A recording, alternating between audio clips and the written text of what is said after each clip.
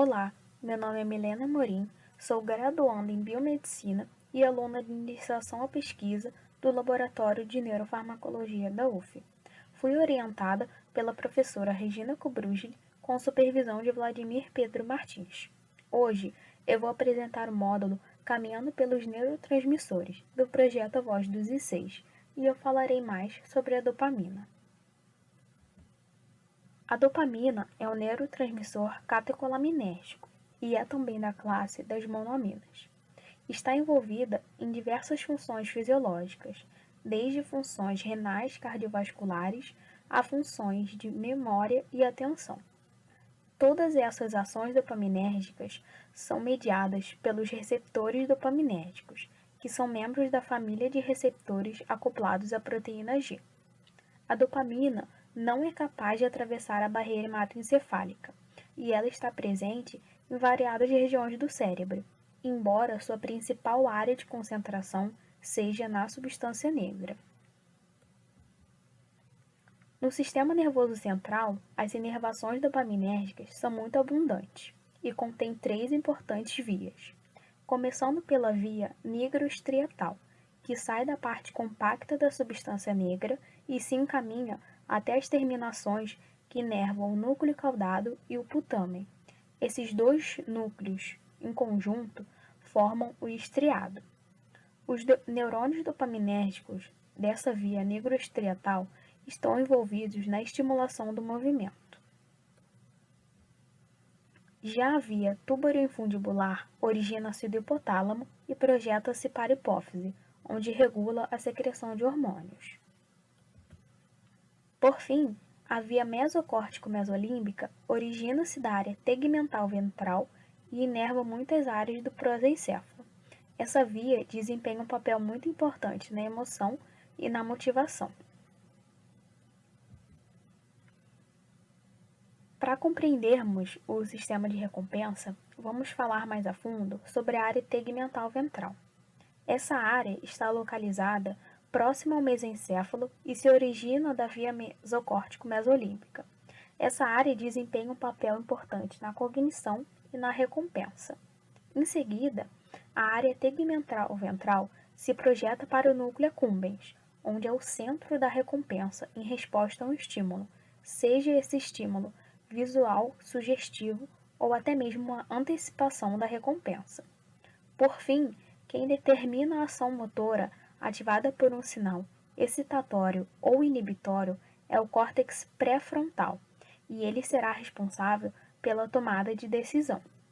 No sistema de recompensa, temos 3 tipos de recompensas. As recompensas primárias são estímulos recompensadores que incluem comida, amor e contato sexual. Já as recompensas intrínsecas são recompensas não condicionadas, mas que são atraentes e motivam o comportamento. As recompensas extrínsecas são condicionadas para motivar o comportamento, mas nem sempre elas serão prazerosas. O valor motivacional dessa recompensa tem origem na associação aprendida com recompensas intrínsecas. Em relação à síntese da dopamina, a tirosina e a fenilalanina são precursores da dopamina. A conversão da fenilalanina em tirosina é realizada pela fenilalanina hidroxilase. A síntese da dopamina se inicia na conversão da tirosina em L-dopa. Essa reação é catalisada pela tirosina hidroxilase. A tirosina hidroxilase é a enzima limitante na síntese de todas as catecolaminas, hidroxilando tirosina para obter a L-dopa. Uma vez gerada, essa L-dopa é convertida em dopamina pelo aminoácido aromático descarboxilase, que será responsável por clivar o grupo carboxila. A L-dopa atravessa a barreira hematoencefálica facilmente, sendo convertida em dopamina no cérebro. Seu metabolismo ocorre pela monoaminoxidase, localizado nos elementos pré- e pós-sinápticos. Essa monoaminoxidase age na dopamina, gerando 2 derivados: o ácido 3,4-dihidroxifenilacético e metoxidiramina, que são metabolizados pela catecol-ortometiltransferase e pela monoaminoxidase, formando assim um ácido homovalínico. No homem, esse ácido é o metabólito ativo da dopamina. Nos neurônios dopaminérgicos, o produto final da síntese das catecolaminas é a dopamina. Já nas células que secretam norepinefrina, a dopamina é convertida em norepinefrina através da enzima dopamina hidroxilase. Em outras células, essa norepinefrina pode ser convertida em epinefrina pela feniletanolamina metiltransferase. E como ocorre então o armazenamento e liberação? A dopamina é sintetizada no citoplasma e transportada em vesículas secretoras pela ação de um antiportador de prótons não seletivo de monoaminas. Com uma estimulação da célula nervosa, a dopamina é então liberada na fenda sináptica, onde o neurotransmissor pode estimular receptores dopaminérgicos pós-sinápticos e pré-sinápticos. A dopamina, então, é transportada para fora da fenda sináptica pelo transportador de dopamina. A dopamina citoplasmática é retransportada para dentro das vesículas secretoras pelo antiportador de prótons não seletivo de monoaminas, ou até mesmo degradado pela enzima monoaminoxidase. A liberação de dopamina envolve exocitose. A despolarização da membrana abre os canais de cálcio-voltagem dependente, permitindo assim um influxo de cálcio. Esse cálcio desempenha um papel inicial na exocitose, que liberta a dopamina para o espaço sináptico. Sobre os receptores dopaminérgicos, inicialmente foram classificados em apenas 2, porém, alguns anos depois, foram identificados mais 3 tipos de receptores. Todos esses receptores são classificados em famílias D1 e D2 e estão relacionados à proteína G. Os receptores da família D1 estão relacionados à proteína GS.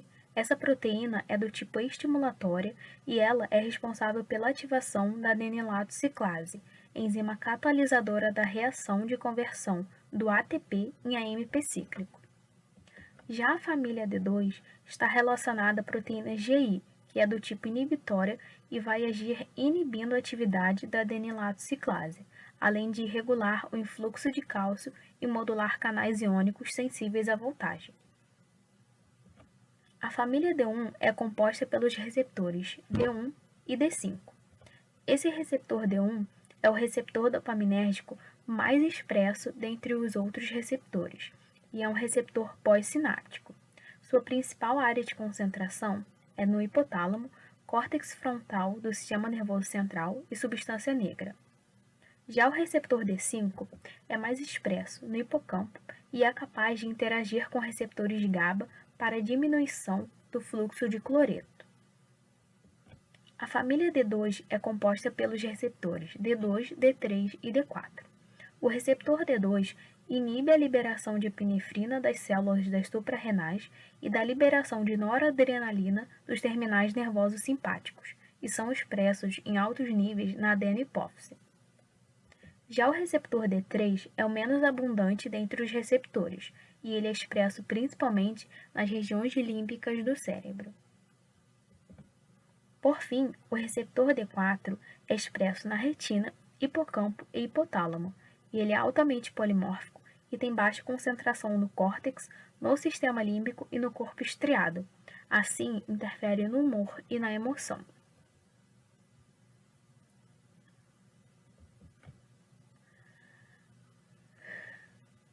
O transportador de dopamina, chamado DAT, é uma proteína de membrana responsável por remover a dopamina extracelular que foi liberada durante a neurotransmissão, removendo-a da fenda sináptica para que seja depositada nas células vizinhas.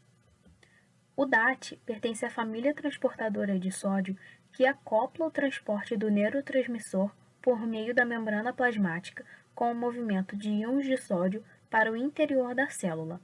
Essa proteína transportadora está concentrada significativamente nas vias nigroestriatal e mesocórtico-mesolímbica. Pode ocorrer também uma reversão desse DAT. A maior parte de dopamina que foi liberada na fenda é transportada de volta à célula pré-sináptica através do DAT. Essa recaptação da dopamina envolve o transporte dela contra o seu gradiente de concentração e, assim, necessita de uma fonte de energia. Com isso, o denominado DAT acopla a reação de dopamina com o cotransporte de sódio ao longo do seu gradiente de concentração. Em consequência, tanto o sódio quanto o cloreto serão cotransportados com a dopamina no interior da célula.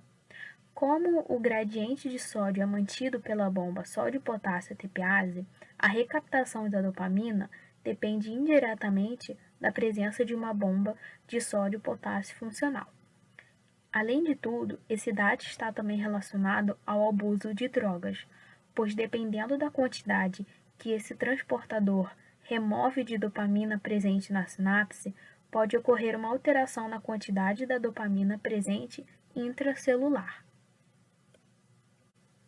Falando mais sobre o papel do vício, nesse estudo foi realizada tomografia especializada, que mostrou que os usuários de drogas têm diminuições marcantes nos receptores D2 e na liberação de dopamina.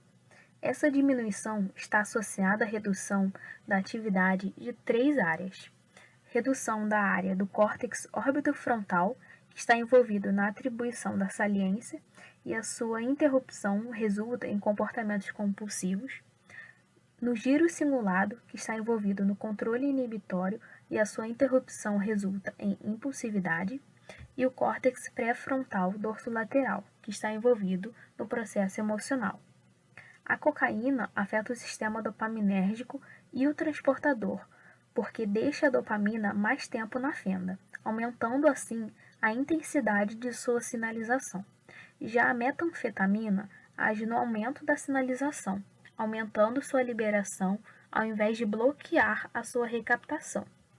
A imagem de scan cerebral podemos observar a redução dos receptores D2 em vermelho em indivíduos não usuários e usuários de cocaína e metanfetamina. Como o vício em drogas ele requer administração crônica, é provável que já esteja enraizado em indivíduos já vulneráveis uma perturbação repetida nos sistemas modulados por vias dopaminérgicas, desencadeando assim neuroadaptações da recompensa, na saliência e sua imprevisibilidade, na motivação e no controle inibitório. A dopamina modula a atividade do corpo estriado, amígdala e hipocampo, e todas essas regiões são responsáveis pela memória e formação de hábitos. O artigo estudou também o evento de recaída e demonstrou que os indivíduos já viciados, quando eram expostos aos lugares onde usaram, as pessoas com quem usavam ou o objeto usado para administrar a droga, ativaram suas áreas de memória e recompensa do cérebro, desencadeando assim desejo e prazer. Isso sugere que as respostas condicionadas desencadeadas pela dopamina formam os hábitos e depois o consumo compulsivo de drogas. Como já mencionado, recompensas primárias são ligadas à comida. Na dieta moderna, o alto consumo de açúcar no dia a dia pode ser considerado um vício, devido ao seu efeito de prazer advindo de emoções positivas. Esse açúcar, presente nas comidas consumidas no dia a dia, quando combinados com outros alimentos, consegue direcionar o consumidor a comer mesmo que sem apetite e também a não enjoar, tornando em um ciclo de prazer que será lembrado pelo consumidor e o fará escolher sempre por aquele alimento. Nessa imagem de cintilografia cerebral ao lado, podemos comparar o cérebro de um indivíduo saudável, sem vícios, no centro de um indivíduo com vício em cocaína, e por último, o indivíduo obeso que possui ingestão crônica de açúcar.